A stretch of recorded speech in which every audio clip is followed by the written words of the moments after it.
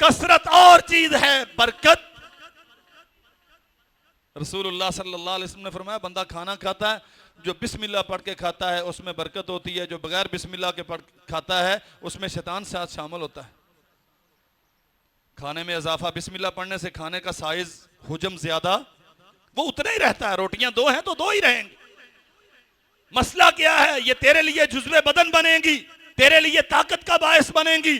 अगर तूने बिस्मिल्लाह पढ़ के खाई है तो ये खाने के बाद अल्लाह तुझे नेकियों की तौफीक अता करेगा, और अगर तूने गैर मसनून तरीके पर खाई है तो ये तेरे लिए तकलीफ का बायस बनेंगी। 2-4 दिन के बाद कोई ना कोई तबीयत की खराबी होगी, नतीजतन डॉक्टरों के पास जाना पड़ेगा, पैसे लगेंगे, और सबसे बड़ी बदकिस्मती, तुझसे नेकी की तौफीक छिन जाएगी।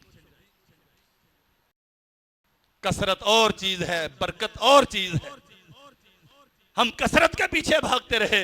मोहम्मद करीम सल्लल्लाहु अलैहि वसल्लम ने फरमाया, अल्लाह ने तुम्हारी सुबह में बरकत रखी है।